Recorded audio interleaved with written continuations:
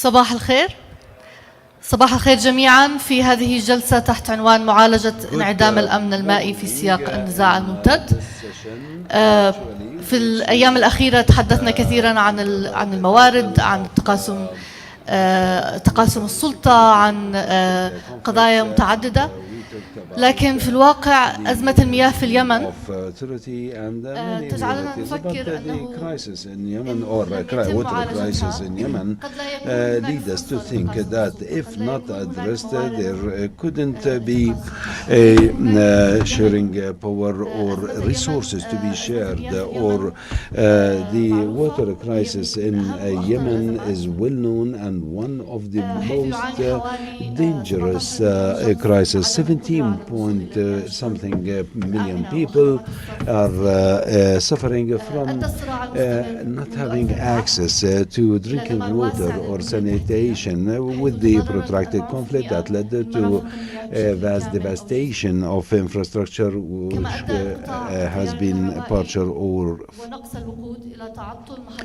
the power outage, as well as shortages in fuel, also affected the availability of water and sanitation services, and also it became hard for the people to secure their basic needs of water, and this also led to other economic and services related pressures and many areas. In addition to the conflict, the climate change exacerbated the problem. The drought became more frequent, which affects the scarce water resources. This vulnerable environmental situation is causing a threat for the situation of the country, because water is one of the engines of conflict, and water could be used as a weapon of war. Today we will try to discover the sustainable and solutions and community-led practices or efforts during the wartime, and we need to know how to capitalize on these practices in order to achieve the water security. The involvement of government and CSOs, and also the local communities, in order to adapt to the climate change and also water scarcity. We would like to host today Mr. Najib Nouman from the Ministry of Water and Environment, and he has been working there since 1987. He has vast experience. Mr. Nasser al-Shahri in the Saudi projects for reconstruction of Yemen. Mrs. Ubaidi, and she's an advocate, and also she's focusing her efforts on opening the roads and the exchange of prisoners of war in ties, and she's was chosen as one of the 100 most influencing women in the world. Mr. Touri works with the UNDP in the field of environment, and Dr. Musa'ad Akhlan, senior researchers at the Sana'a Center for Strategic Study. I'm Yasmin Ariani. I'm the head of the knowledge production at the Sana'a Center. Now let us start with Mr. Akhlan. What are the root causes of the water crisis, and how it affected the economic situation? Can you provide us with the context in order to know exactly where we stand under the Yemeni context? Thank you very much, Yasmin, and of course how to discuss the sustainable solutions for the water crisis in Yemen. But I think we cannot address this and discuss any sustainable solutions without realizing what kind of water crisis we are facing in Yemen, in order to realize the scale of this problem. And I think it could be one of the problems that we face, because we are water experts. There are many considerations that should be taken into account when it comes to water crisis. The root causes could be linked to two main factors. The first one, natural factor, because Yemen has scarce water resources. You can imagine, and based on international standards, the water poverty line is 1,000 cubic meters per year from the available water or renewable water. If the per capita is 1,000 cubic meters, this means that the country is poor when it comes to water. If less, this is destitute poverty, and in water resources, of course. And in Yemen, it is 700 cubic meters per year, which composes 1% only of the international per capita or average, international average. So we are way under the water poverty line. The renewable water resources are mainly the precipitation, rainfall, and sometimes rain may create floods, but the rain average is not that much. For example, 50 to 70 millimeters per year in the mountainous areas like Ib and Hajjah governorates. But on the other hand, the average evapotranspiration is very high, and this affects even the runoff or the surface water. And we have renewable water resources in Yemen, which composes about 2.5 billion cubic meters per year. If we use this 2.5 but our daily use is 5 billion, which is 2 times the amount of the renewable water in Yemen. So how can we bridge the gap? This gap is covered from the groundwater. It is scarce at the first place, and now the water level of groundwater is being decreased 7 meters per year. So the farmers or well owners, they actually increase the well casing for 7 to something meters per year. And the resources of groundwaters, actually, in the certain basin, there are certain predictions and expectations that they will end in the year so and so, and these are hypotheses. This could happen this year or the other year, but ultimately there are limited resources. Other factors affecting the crisis of water, which is related to the government mismanagement and misenforcement of laws. We have good laws when it comes to the laws of on water and the strategic national strategy, but when it comes to enforcement, we don't have any enforcement of laws. And under the current circumstances, this is actually increasing, and we have the task force for the water resources, but the performance is not that good, so we have over pumping of water, and also there are things related to non-sustainable agriculture or farming, and the problem that the irrigation is done in a unsustainable method, and the efficiency of use is not more than 40%. Most of the water used in irrigation are wasted, not being utilized in a proper way, and as Ms. Yasmin mentioned, the increase in population affected the consumption of water, the infrastructure, and it has its own reflections as well on the outbreak of diseases like cholera and the health situation in Yemen. I was with one of the colleagues from Morocco yesterday, and we were discussing the renewable energy in Yemen, and he said that without energy there is no economic growth, because no advancement or development without energy. So, and I asked him, what about water? He said, water, you need to stop here. It's a matter of life and death. So we cannot live without water. The last point, Yasmin, this is related to why water issue wasn't taken or given the proper attention. Be it locally or government or nationally, I think there is groundwater and we are depleting and consuming the groundwater, and this is a time bomb that could actually be detonated at any time. So it is a profound and deeply rooted problem, and hopefully to find solution. Thank you, Dr. Musaid. Maybe I can move on to you, Mr. Najib or Dr. Najib. Dr. Musaid mentioned that there is a problem in governance, and I would like to know how the Ministry of Water is dealing or addressing the current challenges mentioned by Dr. Musaid.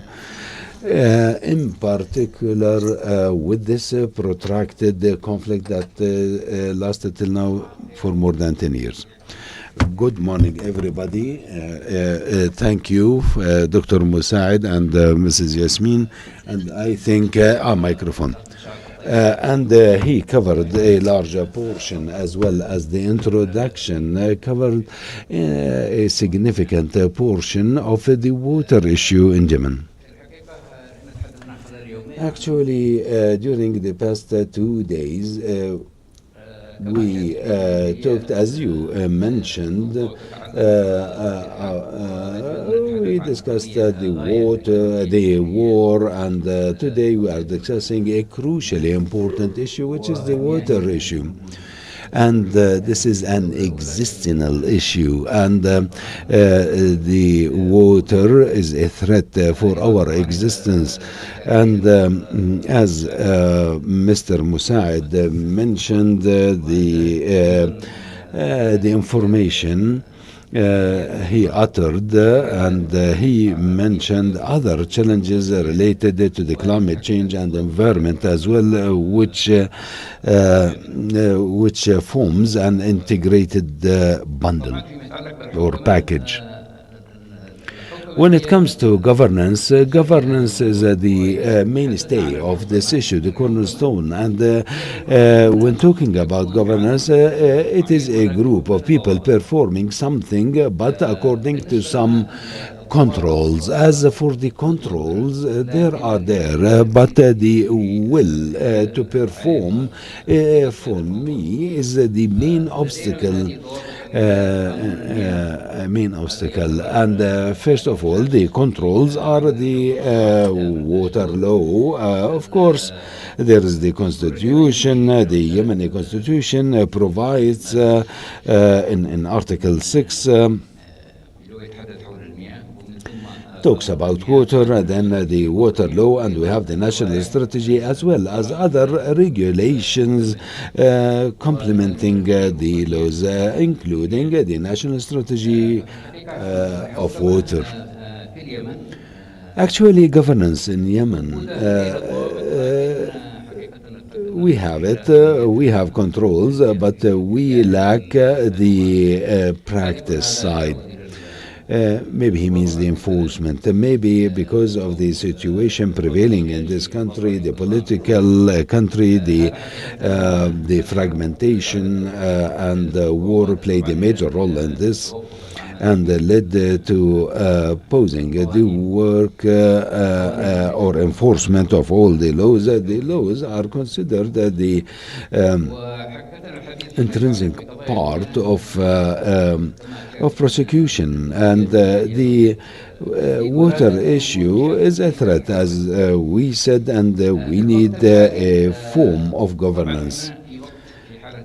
Currently, we are living a war, and we are thinking how to create a sort of governance that may go in line with the current situation or status quo.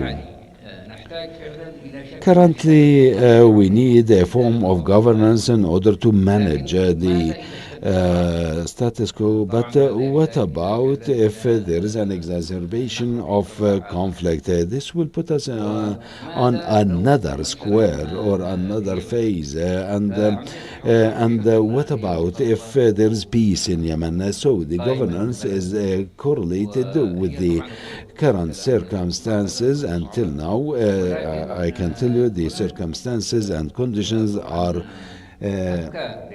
complicated, and there are certain ideas that could be done based on this stage, and to know exactly how to plan for our situation. Thank you.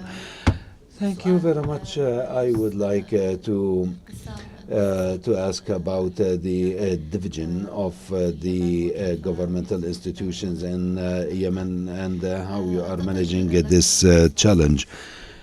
Engineer Nasser, we know that the Saudi program is implementing different projects in Yemen. Can you tell us about the target areas and the nature of these programs? Good morning, everybody.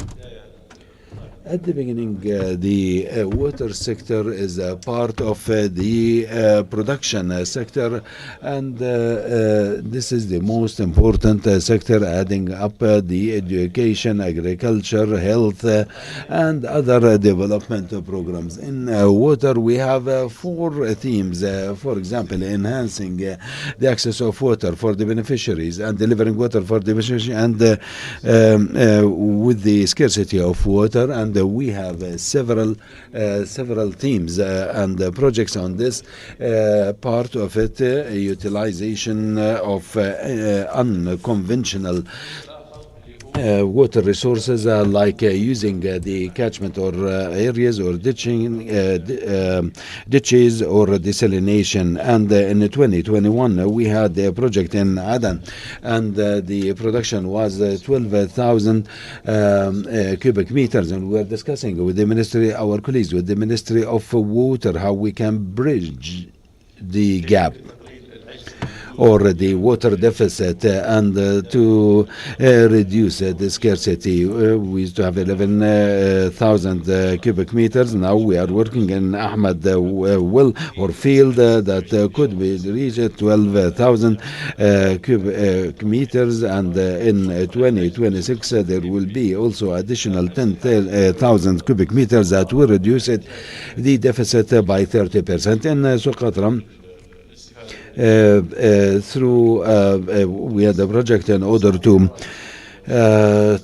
benefit from the wasted water coming from the sea, and we established a reservoir for 40 cubic meters or tanks and other in order to fulfill the needs of the governorate. As the project in 2018, when it was established, they were operating in Al Ghida, and there was 2,000 cubic meter produced on a daily basis.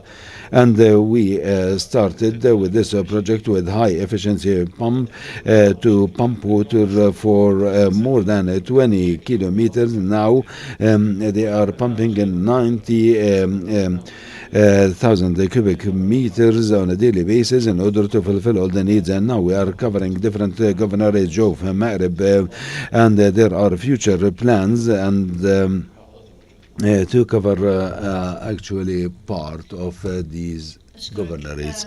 Thank you very much. I would like to know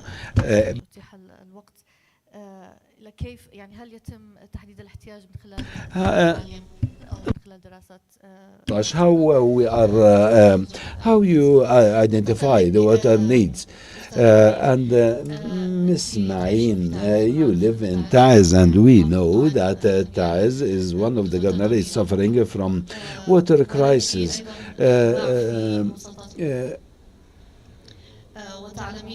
And you know, the local community adapt itself with the crisis. What is the adaptation mechanism? And what is the role of the civil society in Taiz in order to address this problem or crisis? First of all, good morning, and thank you, Yasmin. Uh, Let me provide you or present an overview. Most of the attendees are Yemenis, and we know they know that in Taiz we are a very simple community. A small portion of water will be sufficient. We are not asking for more than basic needs. As you mentioned, Taiz is facing water crisis, and it is not because of war. It has been there for ages, since the 70s of the past century, and because of the war, not only the water, but all the other services and the utilities actually went down to zero, maybe less than zero. So people adapted in order to continue living or survive. And one of the solutions that people came up with or shared in their localities, there are organizations they spread water points or water tanks in different neighborhoods, and they used to bring water from outside the city, and people used to get water from these tanks. Some of the wells, for example, were in dangerous zones, hot zones, and they could be exposed to be shot. And those who used to go to get water, they were actually shot dead. And 13 women were killed in one of the times where women went to get water. And there was another incident that took place in Taiz.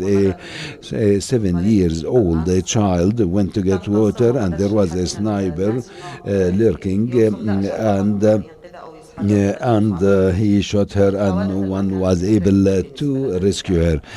So we had many water-related incidents in Taiz, but people should survive and should take a risk. And this is within the framework of the city. The city is different in rural areas or villages because they are used to get water from remote areas, and the siege or the water outage or scarcity was not happening there. It happened in the city, and the cities were most needy and mostly affected.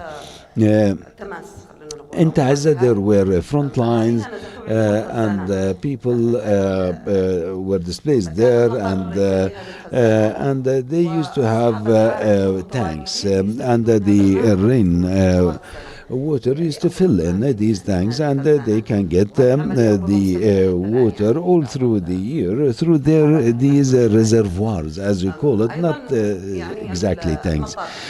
So we try to utilize the collected rainwater in winter during the summer, and also this was one of solutions. The crisis of displaced or IDPs was a large-scale crisis with lots of water needs, and this created conflicts between the IDPs and host communities because of water.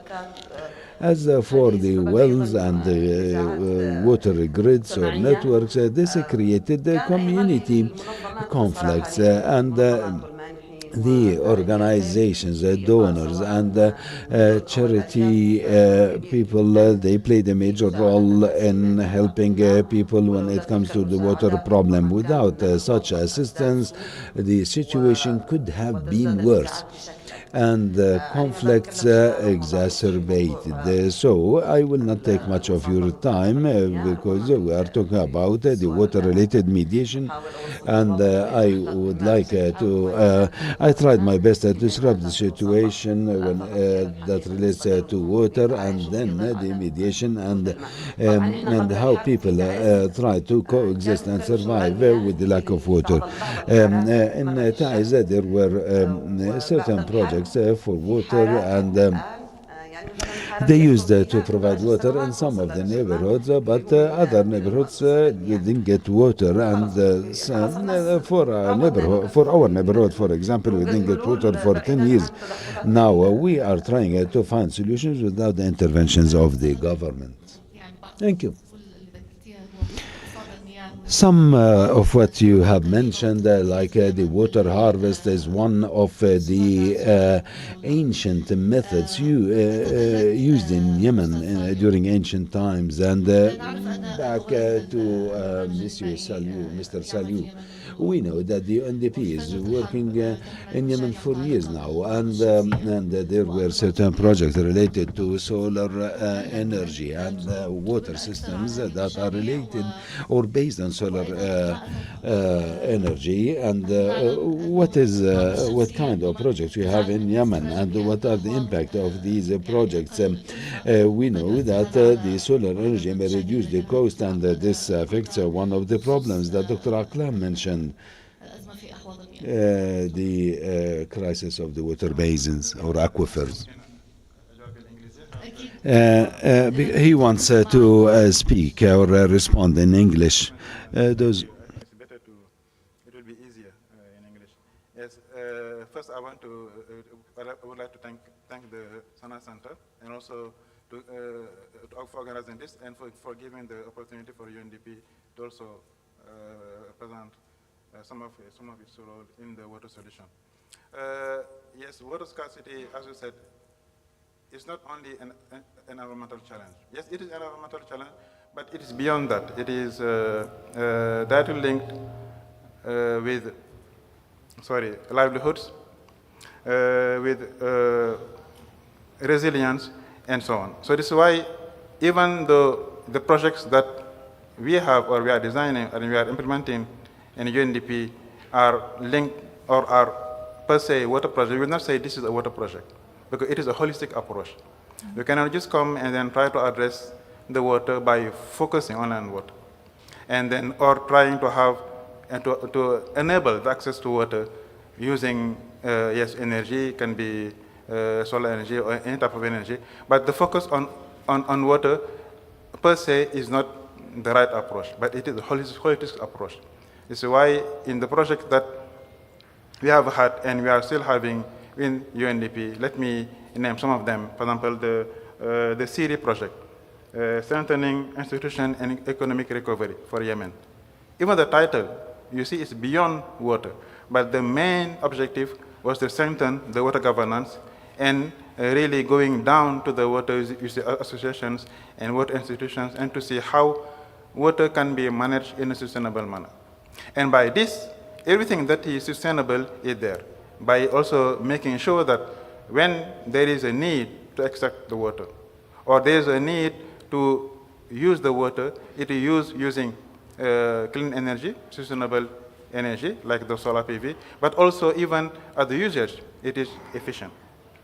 The other project that is also still under implementation with the UNDP is the ERI project, Enhance Rural Resilience in Yemen.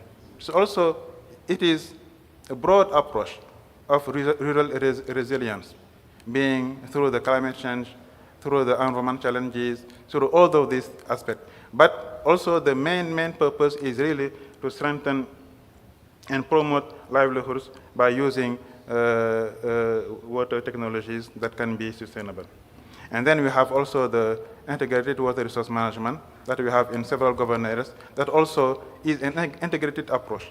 All of these projects are implemented by UNDP, but it's also funded by some donors. And let me also, by the way, here thank several of them, like the EU, the World Bank, the Netherlands, the Germany, and so on, and also Japan. Recently, we also had a recent project that is funded by the Japan. So the results, it is also sometimes, we can say easy, but very difficult to assess also the direct effect or outcome of these projects, because the projects can have their own objective, can have, sorry? Okay, thank you. Can have the objective, but you see it is also being implemented in an environment that is very fragile. This crisis context make it very difficult sometimes to also go beyond or have the project that is implemented in a normal or, yes, as scheduled. For example, with the SIRI and the ARI, we have had several projects, or we can say irrigation projects implemented in Hadramaut, in Taiz, using solar pumps, solar water pumps. And you can see the difference because the main barrier for these areas sometimes is access to water. So by providing them an easy mean to access the water will enable not only having access to the water, but down the road to have a smart agriculture and also having impact on food security and livelihoods. The integrated water resource management in Taiz and also Lahaj is also doing the same. And we also have some projects in Hajjah and Hudaydah. So all of these, let me resume by saying that we don't implement these projects only for the water's sake. Yes, the water is central and it is the main purpose, but by having this holistic approach is the only way to first be resilient with the environment. We have seen the crisis context, but also trying to have the sustainability even after the project. And maybe we can talk later about how we can also make sure that the project, because the project has a start and an end, but what after? We have also some strategies to see how we can make it sustainable after the project closure. Thank you. Thank you. شكرا أستاذ ساليو. سمعنا عن عدد من المشاريع، عدد من المبادرات من المنظمات الدولية، من المجتمع. Organizations from the civil society and also the challenges from the government side. Perhaps now we want to learn how there is coordination. To what extent is there coordination? If I were to ask you, Mr. Najib, does the ministry coordinate with the organizations that have initiatives on the ground to eliminate or limit the impact of this crisis? What are the mechanisms played or undertaken by the ministry to adapt to the challenges that you've mentioned, which is, although there are controls and strategies, we know that Yemen has excellent strategies, but implementation on the ground does have a lot of difficulty. Go ahead.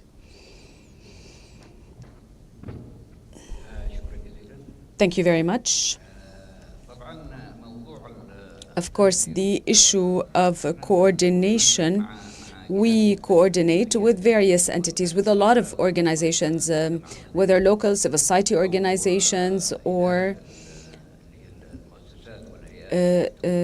managing institutions and organizations that will be providing the service. We have a wide network of coordination work and at the same time administration or management. This is at the not at the national level, but rather just the liberated areas due to the division, and everybody knows about this. There is a mechanism of coordination which is WASH, coordination on water and environmental work, and this pretty much includes all of the organizations, whether they're government and international organizations and civil society organizations.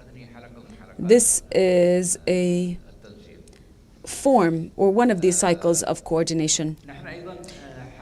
We also tried to coordinate just at the level of the liberated areas, but rather we tried to coordinate at the technical level, at the national level.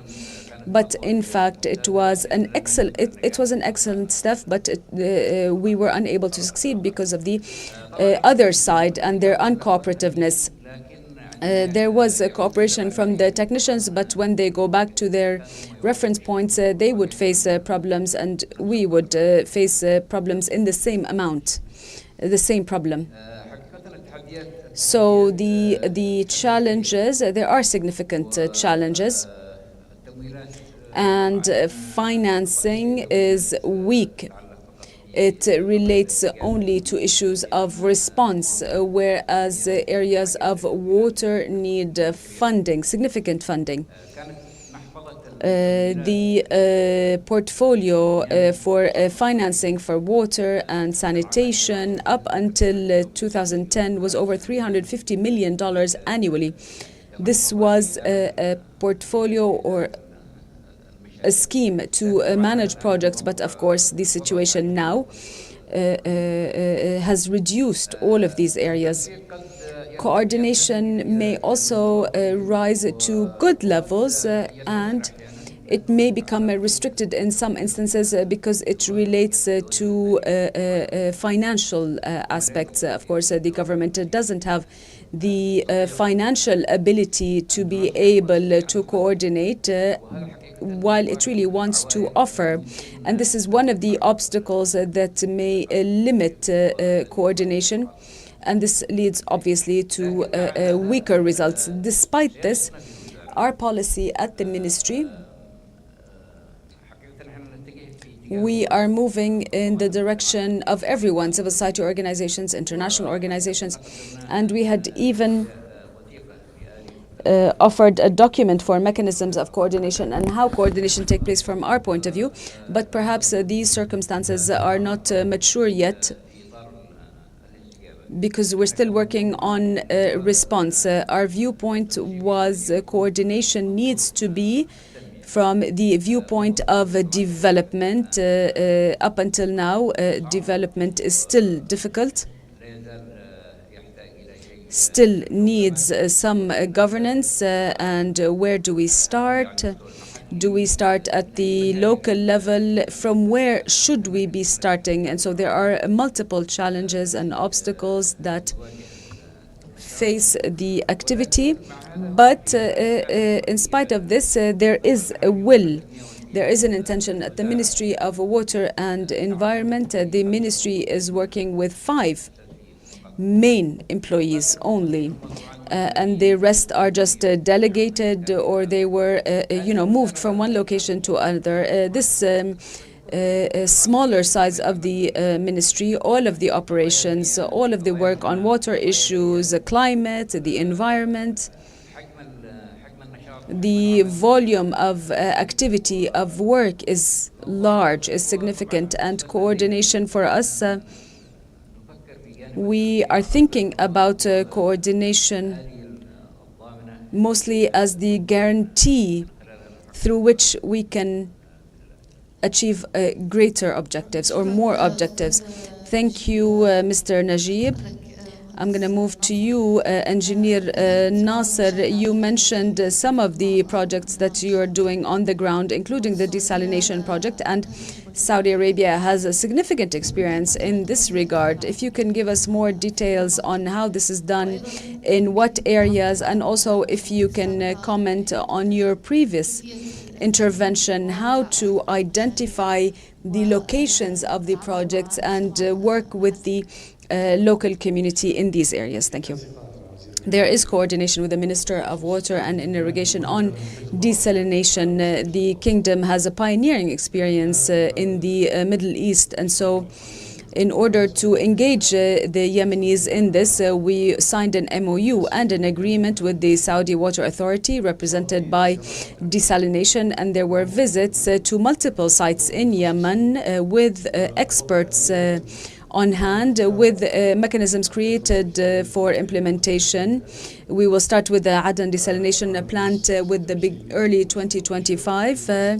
And things are going according to plan. This is as a part of the main components for implementation and building specializations and technical standards for desalination in Saudi Arabia. The other part is cadres for transfer knowledge from Saudi Arabia desalination to our colleagues in Yemen. On the selection of the projects, the priorities that we receive from the ministry, we work on them. There's always periodic meetings with the local organizations to identify these priorities and needs, including the number of beneficiaries. This is very important. Sometimes there are studies with experts globally.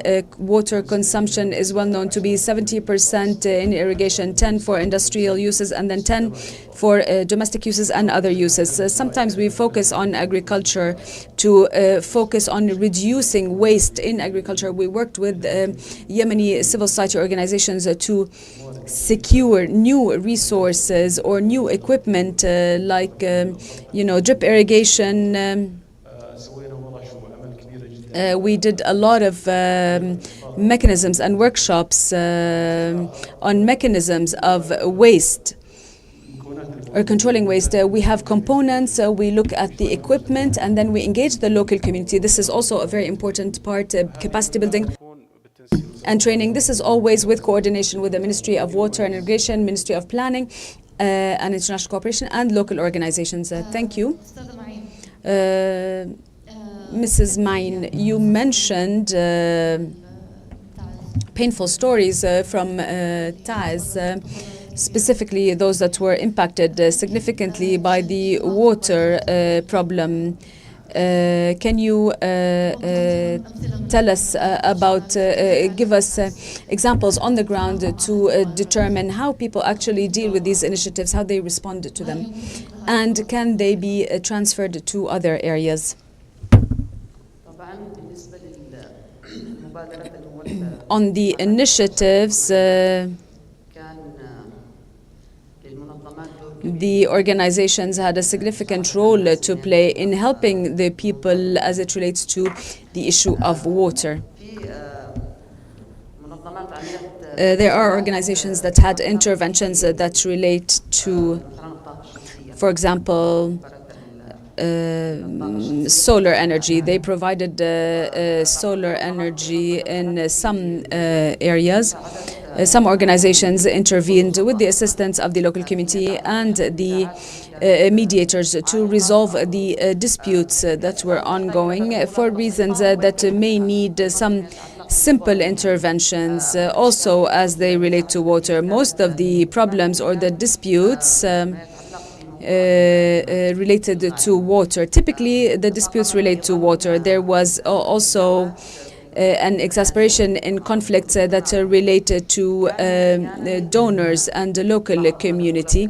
Sometimes there would be interventions without studying the context and the sensitivity of the conflict. These would sometimes exasperate rather than provide solutions. Sometimes there was assistance provided in water and other areas because the situation of the displaced person needed urgent assistance. But the host community is also a poor community. So when assistance would be provided to the refugees and the host community is poor, there would be disputes caused, and these sometimes led to the host community demanding that the displaced people would leave the area where they are. And that is why there were other initiatives to attempt to find solutions for this problem specifically. How can we engage the host community in the assistance that is offered, especially as it relates to water? So that problems would be resolved and support would be provided to everyone, displaced persons and the host community. Also, there was an experience, it was a previous experience for the Social Fund for Development, and this was one of the most successful interventions that took place. They would be providing assistance to the people in the past, and they continued, they're still moving forward with that. They would help people in building wells, ground wells, and the people would benefit from water. rainwater, and this has really helped the people survive as it relates to water and disputes related to water. So this was one of the most important initiatives that were successful in society. My point of view, in spite of what is offered on the issue of water from organizations, from philanthropists in city in Taiz, these are merely, band-aids. So thinking about sustainable solutions, this is something that perhaps is strategic long-term, but they had started before the war to think about it. And after the war, we went back to ground zero. How do we just provide water in a manner that would save the people? But now I feel like there's huge amounts of money, there's a lot of interventions, there are a lot of entities, and this is an opportunity for the Saudi program to thank all those who intervened on water and other areas. And now we need to think about sustainable solutions. In my point of view, Taiz, it may be expensive, but it needs from us that we deal with this to do desalination, water desalination, and resolve the water problem. However, we try to dig wells to search for water. These are also band-aid solutions. Water levels decrease, and every time we need to think about other solutions, digging more wells, more holes, and so why not think of more sustainable solutions? This is the summary of what I would say. Thank you, Mrs. Ma'in. Mr. Saliu. Mrs. Ma'in talked about sustainability, and this is essential, and she talked about things that you do and that you consider successful. How can we make sure that these projects are sustainable on the ground truly? And how do you manage obstacles that are unexpected? For example, what Mrs. Ma'in mentioned, some projects may cause certain political sensitivity that relates to the conflict or a certain social circumstance. Yes, thank you very much. Thank you very much. And this is really important, the sustainability, Mr. Dama, because this is the main purpose. There is no need to invest on the ground, to go and then mobilize resources, have activities and outcome and outputs, and at the end, let's say for 3-4 years, and everything stops after that. And if there is this idea of implementing the project, and at the end of the project, say that, okay, let's see how the project will be sustainable, how things will continue after the project closes, it's already too late, because it is at the design phase, at the beginning, when there is this idea of, yes, there's an assessment, there is a need, it is clear need, for example, let's say an area, there is a clear need of water, because the water scarcity is very high in this area. The need is there. So now let's work with the different stakeholders and design the project. So define the needs and design the project. It has to be within the strategy of the project, an exit strategy. What after the project? Yes, we'll be coming, the project will be there for, let's say, 3 years, implement some infrastructure or rehabilitate some infrastructure, but after that, how things will continue by its own. This is the main thing. This is why if there is a project without an exit strategy, it is a beginning of failure, for sure. This is why, because it is very important. So the first thing is really at the design phase, where we make sure that there are some provision that will be that will drive the project or the activities beyond that. And the first thing to enable this sustainability is the buy-in from the beneficiaries and from the local institutions. And this also brings us back to the design. When we design a project, after a need, after the assessment, you need to also tailor the interventions with the needs of those who will be benefiting it.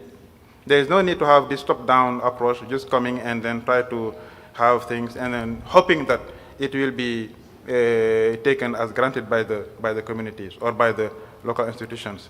So bringing them at the beginning, at the design phase, to make sure that what we will be implementing will be in accordance to their needs, will enable, when you are implementing the project, to have their buy-in. They will know that these infrastructure that are being built, or these interventions or these activities, are not UNDP project or are not this donor X project, but it is our project. When you reach this level, this buy-in, it is a big step, a leapfrog, knowing that after the project, they will see it as their own project and they will continue the activities. Third, it is also to have the capacity building. Yes, you have the mean there. You have the, let's say, the technology and the infrastructure. But if you don't give the beneficiaries and the local stakeholders and local institutions the capacity, the knowledge to handle things, or to make sure that the infrastructure are well maintained after the project, there will also be a problem in the sustainability. Because for them, yes, they will be very proud, this is our project, but if they don't know how to maintain it, it is a problem. So it is why within the project, you need to make sure that there is this capacity building component. And then you will also, fourth, you will also need to have a sort of business model, financial viability within the project. Sometimes we can see, and especially when it is linked to solar energy or to projects with water, but linked to energy. A simple failure can stop everything, because they may be very proud, it is our project, they may have the knowledge, but if they don't have the means to replace a small material, everything stops. So having, at the beginning, when you design the project, some sort of business model that will be enabling to have some resources. And this is why we need to be very innovative when we design the projects, to have this innovation in this business model to make sure that there are some funding available within the community for them to face any need for maintenance after the project. So when we have these, you see everything, when we talk about sustainability, it is at the beginning. It's very important at the beginning, at the design phase, to make sure that everything is there, line up the four things that I just mentioned, to make sure that we hope that it will be sustainable after the project. And thank you.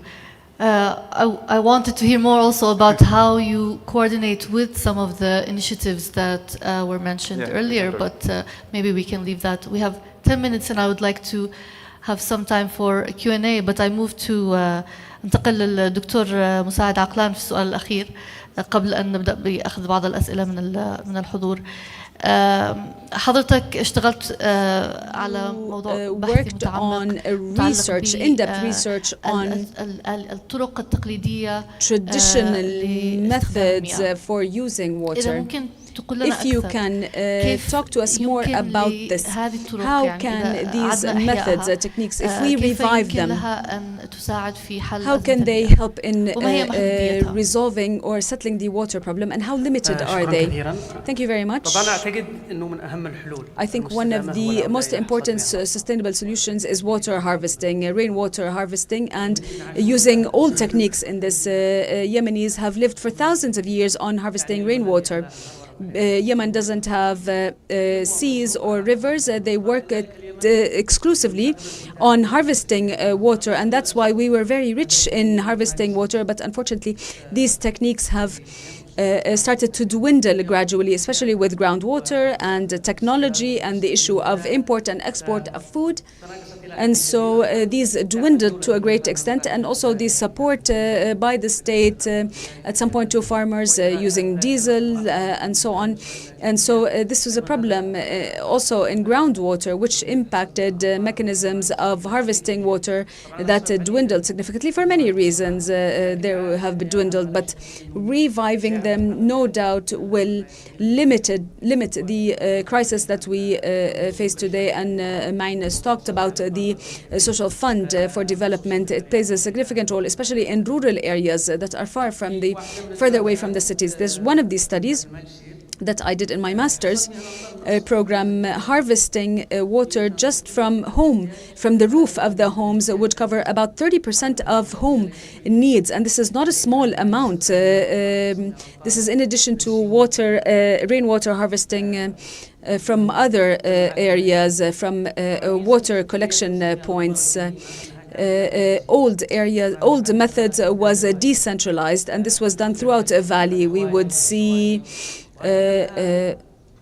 different methods, and this would be sustainable, and this would be very useful because it would distribute water throughout the valley. This limited droughts, but also limited floods, and would not subject water to evaporation, contrary to surface collection points and large dams, which have now become a problem. So we noticed in previous rain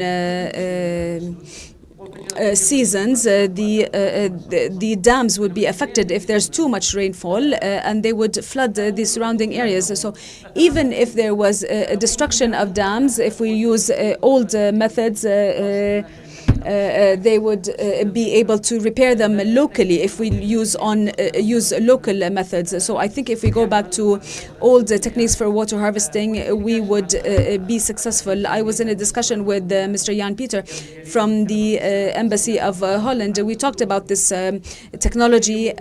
Technology could also be used in enhancing these techniques.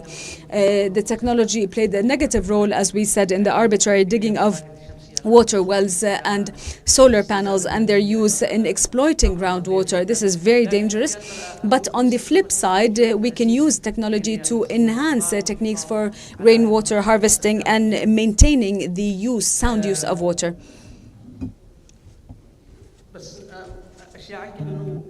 I wanted also to separate and this is something that we need to note. We can't separate water and other issues. Everything is interconnected. And that is why any study needs to take into account linking these three topics. Energy today really has a huge impact on water, also land, agriculture, and expanding agriculture without sufficient studies. Also studying sources. The most recent study on water sources in general in Yemen was in the 90s.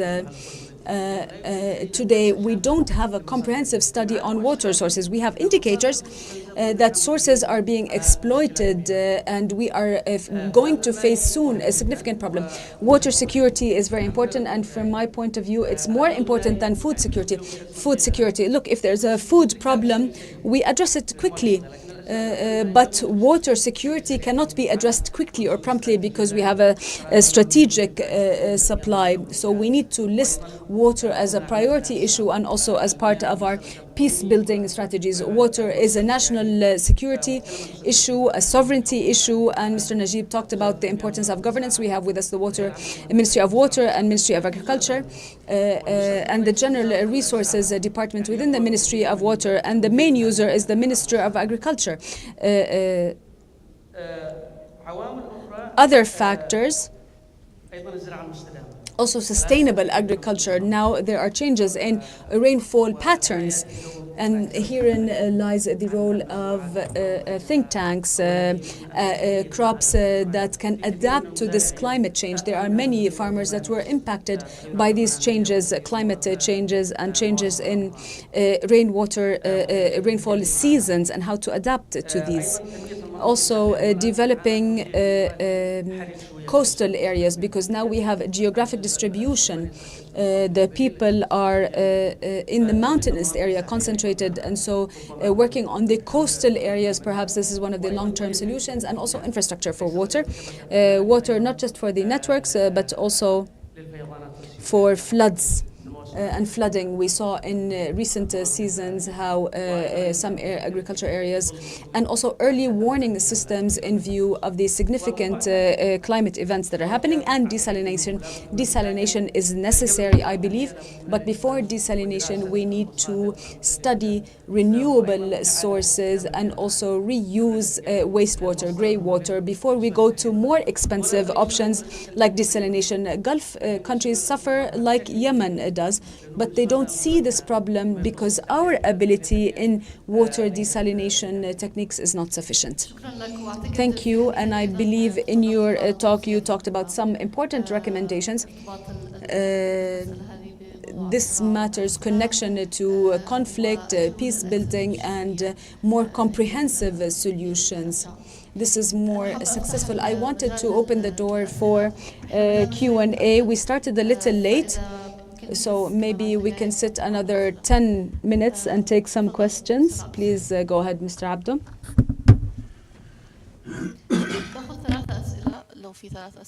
I will take 3 questions and then respond to these questions.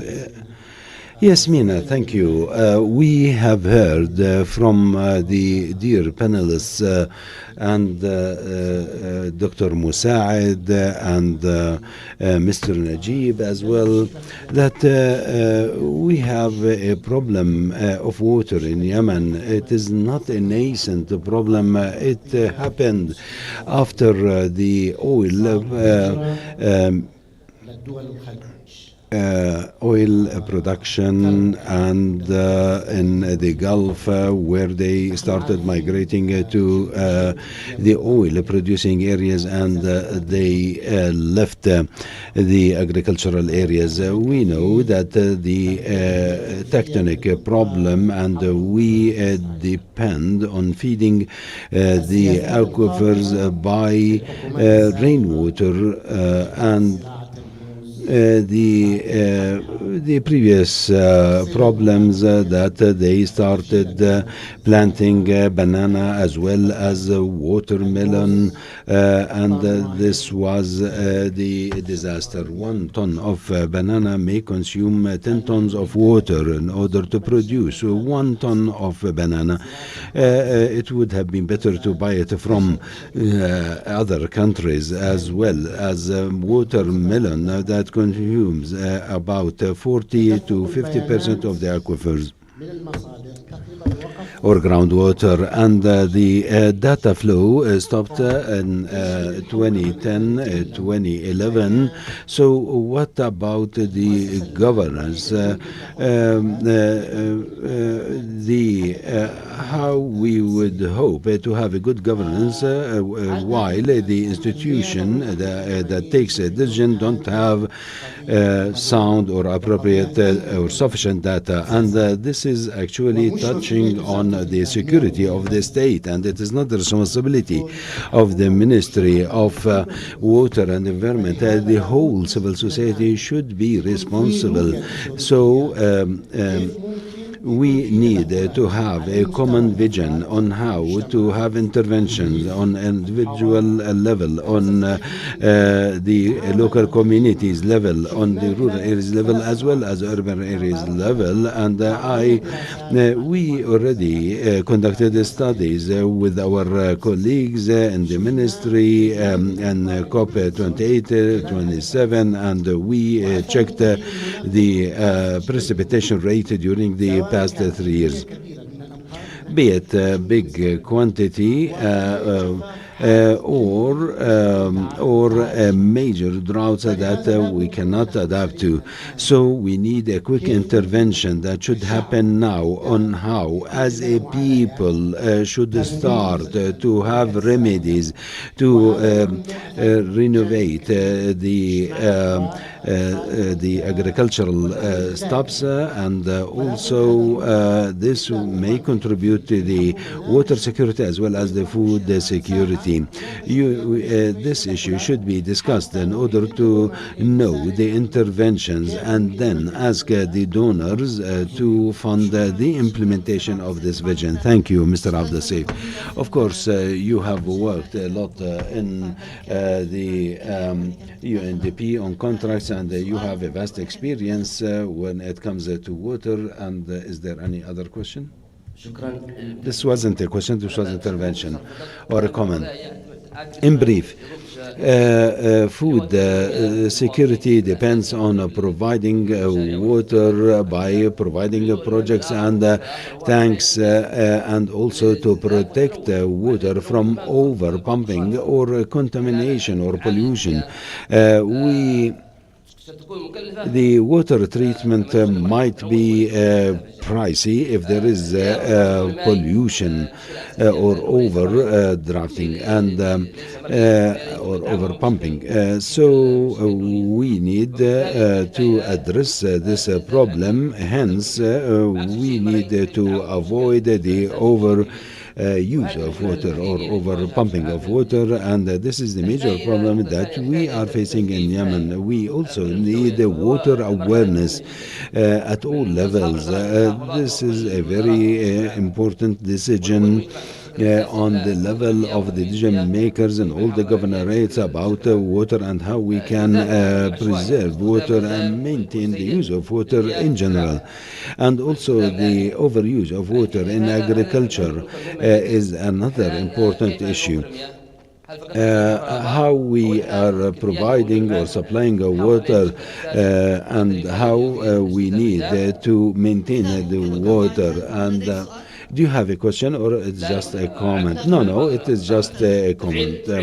To activate the water protection laws through protecting water resources, water rights, and also protecting them from pollution, and also protecting them from pollution, be it by the oil companies or fertilizer companies. And thank you very much. Thank you very much. There is a question from Maha, and then Mr. Fahd and Abdullah. If I may ask you to make it brief, a question more than a comment, please. It could be more appropriate. I have two questions. Thank you for allowing me this opportunity. And even the available water resources, we are seeing pollution and many complaints. So we need to rethink the methods of water treatment and the purification in order to provide health, and also there should be an indication of what women are shouldering in getting water by walking long distances. And this should be included in all the projects of the Ministry of Water, or the suffering of women and girls who are dropping out from schools in order to bring water, and in very dangerous circumstances. And we need to actually address this problem and have a gender-sensitive approaches. Mr. Fahd. Good morning. I have a question to Engineer Nasser. Are there any plans in the Saudi reconstruction plan in governorates of Shabwa and other governorate? I didn't get it, so.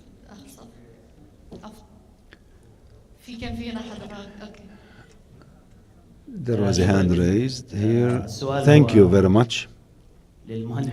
My question to Engineer Nasser al-Shahri. First of all, thanks a lot to what all you have been providing, be it from Salman Center or the Saudi Center for Reconstruction and Development. There are many aids provided, be it in the field of development or relief.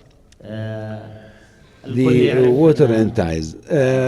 We all know that we have a water problem even before the war, but the war came and created a barrier between the water fields and the beneficiaries. The wells or the fields under the Houthi-controlled areas and the beneficiaries under the IRG. So, since the beginning of war, we started spontaneous or random digging of wells within the city borders, and then they started depleting the water, and there is a Saudi Houthi convergence, and is it possible for the Saudi Reconstruction Development Program play a role in repumping water from the water fields or wells under the areas controlled by Houthis, or is there a possibility to maintain and repump water by your good selves? I think there is a last question from Dr. Abdullah. Then we are going to respond to all these questions and wrap up this session. The water issue, in brief, I think all what is happening, even with the international assistance and aids, are all tactical and temporary measures, but there are no strategic solutions for the water sector in Yemen. Yemen is also heading towards a good future, but we need to have a clear strategy for the water sector in Yemen at the level of the domestic use or the agricultural use or the industrial one. And this will not happen unless the Yemeni government works as of this moment to create a strategic vision, a comprehensive one, to resolve the problem of water in the country.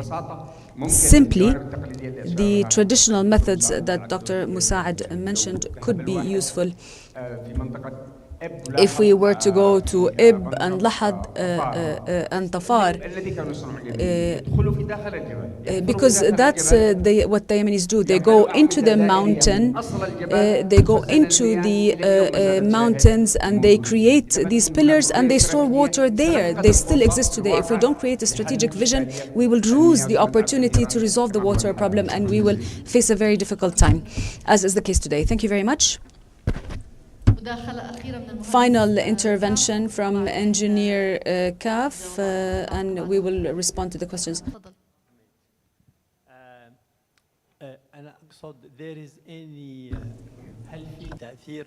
Is there any impact of qat agriculture in taking up most water, groundwater? If we can summarize, thank you, if we can summarize some of the issues that were raised, water pollution, desalination, impact on women and girls,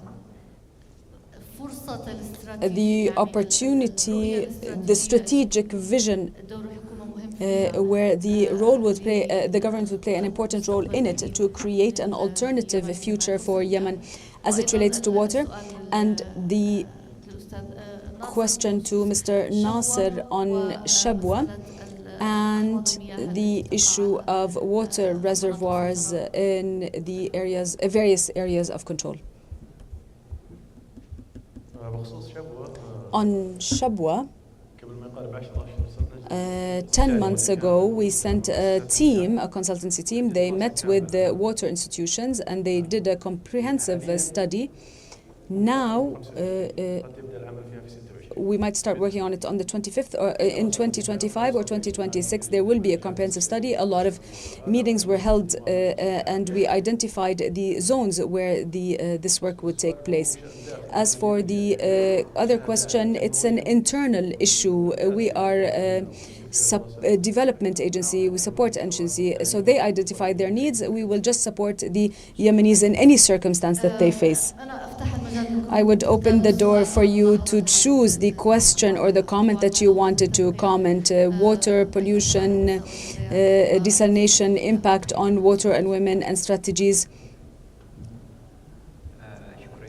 Thank you very much. A lot of the questions were covered in interventions, but they need maybe more details. As Mr. Abdouzain said, he started a huge page on the exploitation of water and types of crops or fruits that need to be selected, capacities, water, governance. He raised a lot of issues. The issue may seem quite long in this regard. The historic context, of course, if we were doing a simple comparison, in 1995, how did people get water? And in 2025,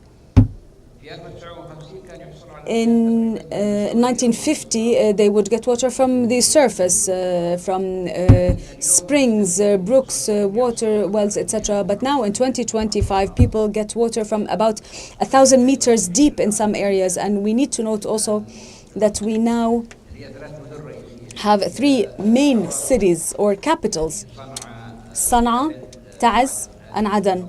These are all without water.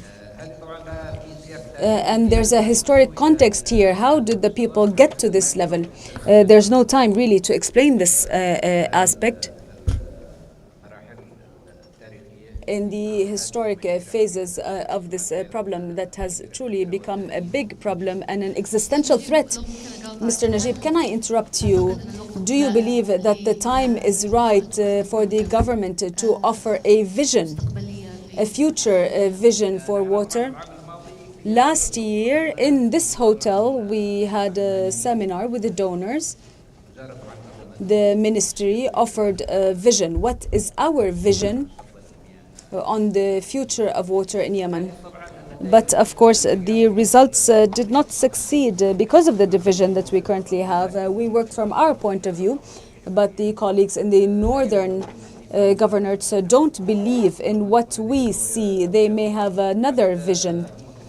And in recent times, they worked on the institutional structure. They dismantled it. It was a Ministry of Water. They turned it into a Ministry of Water and Energy.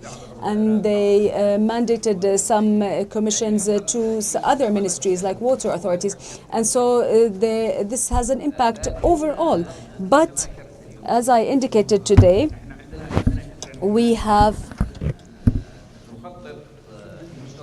are planning at the current level, or in terms of the conflict and the level of peace and prosperity. Thank you. I'm going to give perhaps 1 minute on pollution and 1 minute on impact or damages, harm to women and girls, for anybody that wants to comment on these points. On pollution, water pollution, we have a huge problem as it relates to water pollution. The issue of pollution is significant. First, we are a country that is poor in water. In 1950, the water available was available without climate change, and we knew then that water will only cover 50% of the needs. This is an important point, but for desalination specifically, or cleaning it, of this 50% now the pollution rates are very high. And so now we're working on follow-up. We do testing for water, the quality of water, and we find a lot of harmful substances inside the water. And this is another threat. We may have stored water, but it's also subject to pollution and high rates of pollution. Now,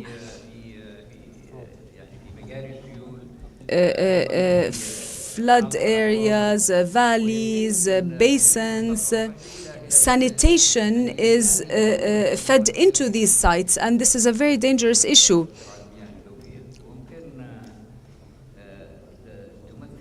So this could constitute a significant threat to the future of groundwater in Yemen, and even of surface water.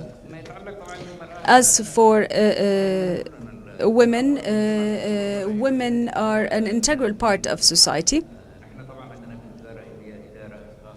In the ministry, we have a specific directorate for women that looks after women affairs, women issues, and we mandate it with all of the duties that relate to women's issues, what is required of women to do.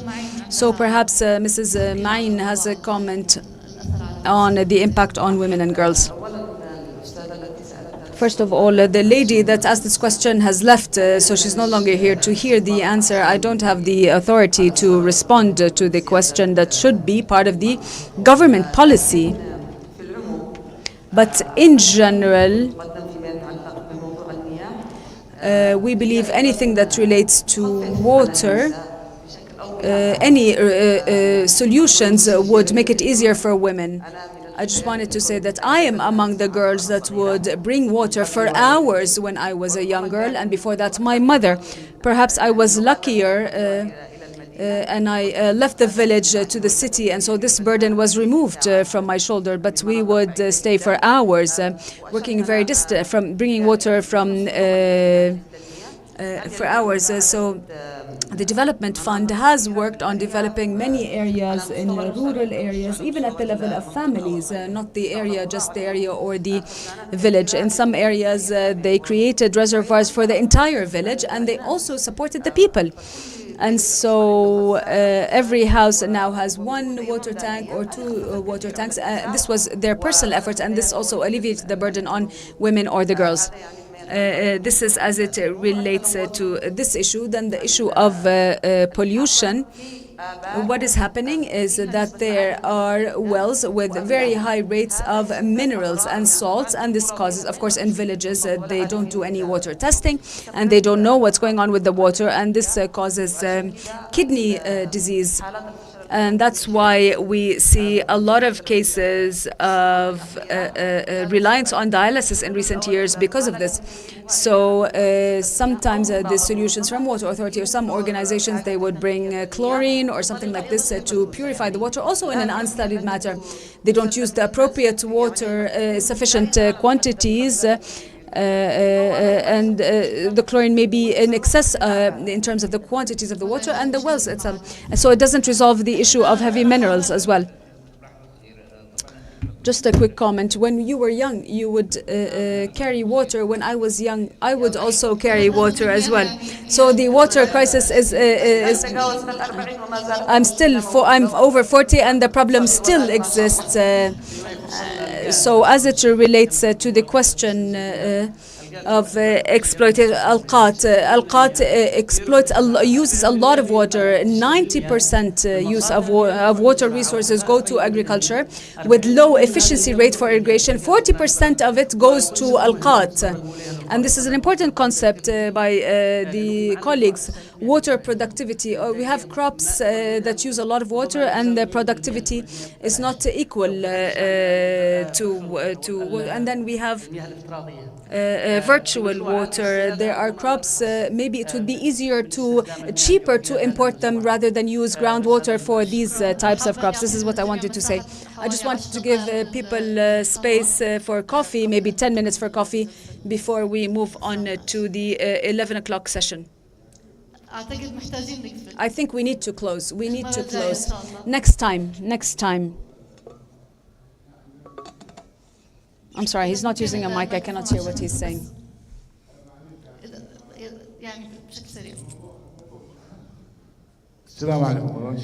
Peace be upon you. First of all, thank you to everyone. From what I've seen, there is a capital called the interim capital or the capital of the south, etc. I didn't notice any discussion of the problem that exists there. Lack of water, lack of electricity, which is, these are all interconnected. Water is national security, truly. But I didn't sense that there are strategic projects that are in existence that would at least give the people hope.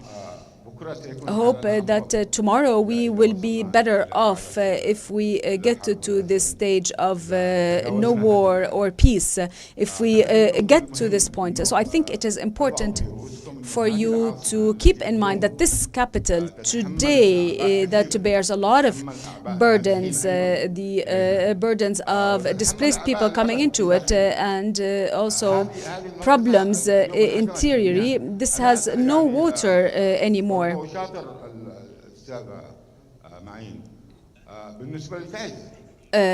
Also, in terms of Taiz, Taiz is an entrenched issue. There is water that comes daily. I lived in Taiz at a certain point in time. There is constant rainfall, but there's no strategic project to harvest this rain water. I think the colleagues perhaps can move from the eastern areas to the southern areas as well. We need every effort that can be exerted in this regard. Thank you. I'm sorry.